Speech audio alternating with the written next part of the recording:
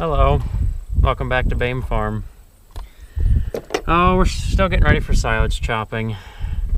I took this chain off last fall when we were unloading ear corn, so I didn't need the beaters turning.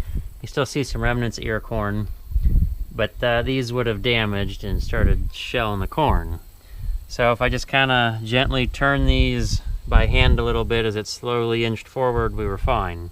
Took the chain off.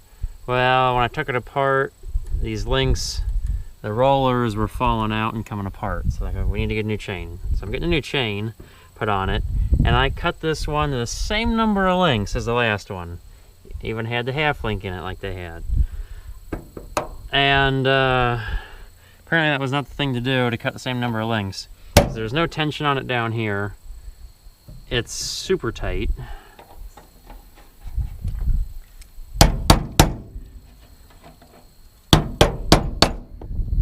So I gotta put another half link in it, which means I should have left 2 links longer than it was, but the last chain was loose. So we'll see how long it takes this one to not be tight anymore. I gotta try to undo this mess. Oh, that was not a good idea. I can't easily push that in any further. That's all the way in.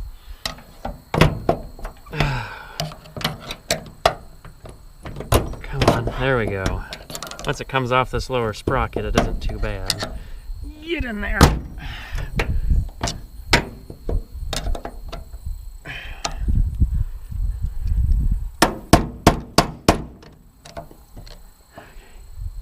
It's almost there.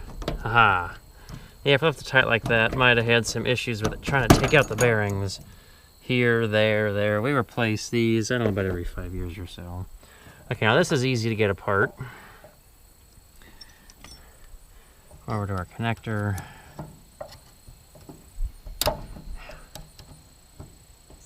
Pop it apart with our screwdriver if we can. Come on, I did this before because the chain was new. Ow! It's one of those types. I did it wrong. Just had to push it up, not spread it. Ow. I'm trying to split the nail. Okay, so Dad's working on the tack cable for the chopper, so we kind of know how fast the blades are turning. And Brad is getting the tire out to put on it. That's like that one flat tire I pointed out. Now, I tried to pawn the fluid off in the one tire on the neighbor. Just so happened they had a flat while mowing their alfalfa field again, which I find kind of funny. I mean, I figured, I don't know how I never had any like terrible issues with flat tires. I guess I've had one. I had one last year mowing on the mower. That was early this year. Very first hayfield. I had tire on the mower go flat. But I've never had a tractor tire, and this was a big back tractor tire. You know, these are nice fields of alfalfa that they've purposely planted, and I'm, you know, mowing people's unwanted or unneeded fields of grass that they don't want to bush hog. So you figure I'd find all sorts of odd things out there and have tire issues. I guess the other thing to note is that their tires, looks like they had if not brand new, very new tires on the tractor. See, this is instead of you don't have to spread this clip, you just got to be able to push it down, which I didn't realize that before. There we go, snapped on. Everything's all nice and easily loose, so I shouldn't have to struggle too much.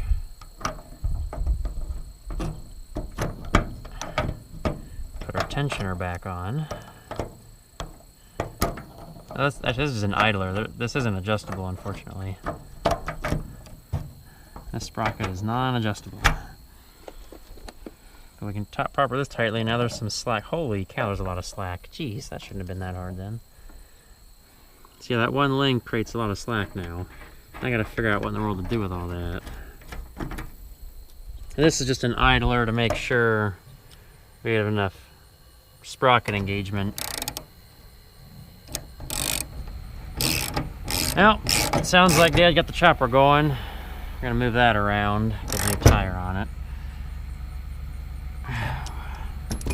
And I'm very sure, because see, this isn't very easy to move down here. I'm very sure I had the chain tighter on this bottom sprocket. Like, what? Really? I know, this is dumb. So I gotta really mess with this idler block and this idler block. And probably halfway through the season, I'll end up taking one of those extra links out. So that's annoying. Well, hopefully, we could get you guys back to see our tire changing real quick.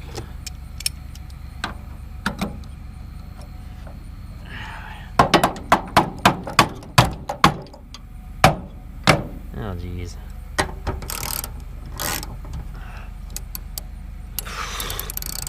I mean, really? And it's not even... Come on. I hate this thing.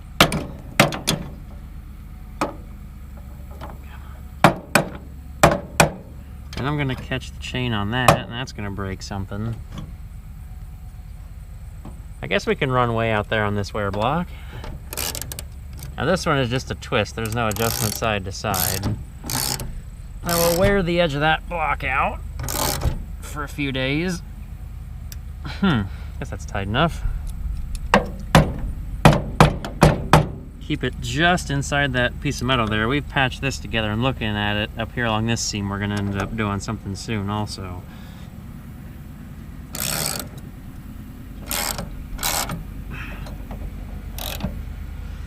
I think that'll wear in pretty quick. So if this is a little tight to begin with, it'll get better. Trying to break our carriage bolt off. That won't be fun to fix.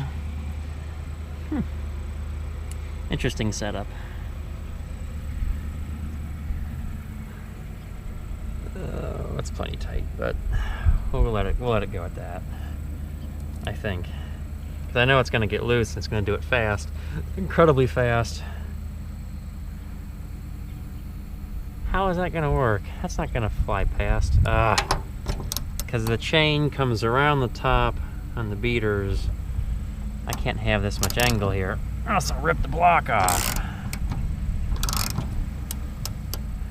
How about that?